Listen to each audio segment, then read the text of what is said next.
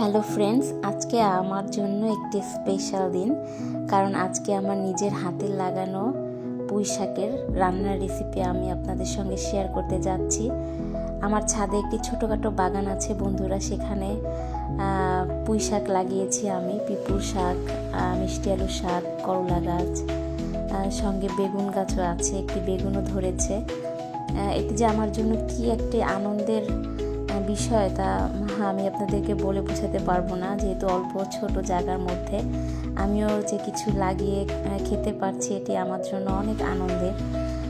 প্রথমে আমি কড়াইতে তেল দিয়ে দিলাম। তেলের মধ্যে আমি পেঁয়াজ কুচি, রসুন কুচি, মরিচ কুচি দিয়ে কিছুক্ষণ ভেজে নিব। এর মধ্যে আমি লবণ আর হলুদও সঙ্গে দিয়ে দিলাম।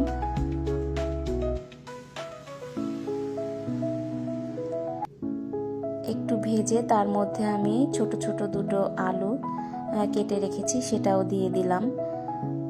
আলুটা দিলে শাকটা একটু আঠালো হবে। যেহেতু আমার নিজের লাগানো শাক পরিমাণে একটু অল্প ছিল, তারপরে আমাদের দুজনার বেশ হয়ে গিয়েছিল। এই শাকটির মধ্যে একটু বিচিও ছিল, আর বিচিওয়ালা পুঁই শাক খেতে আমার অনেক ভালো লাগে। শাকটি যেহেতু জালি ছিল, খুব সহজে রান্না হয়ে গিয়েছিল।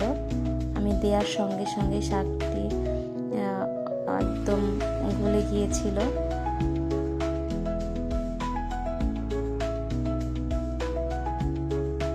এই তো আমার শাকটি রেডি হয়ে এসেছে বন্ধুরা। দেখুন শাকটি মোটামুটি হয়ে গেছে, আমি একটু পরেই নামিয়ে ফেলবো। নিজের হাতে লাগানো জিনিসের মজাই আলাদা। যদি আপনারা কেউ লাগান তাহলে বুঝবেন যে এটি যে লাগায় তার কাছে কতটা স্পেশাল। দেখুন বন্ধুরা, আমার রান্নাটা রেডি হয়ে গেছে।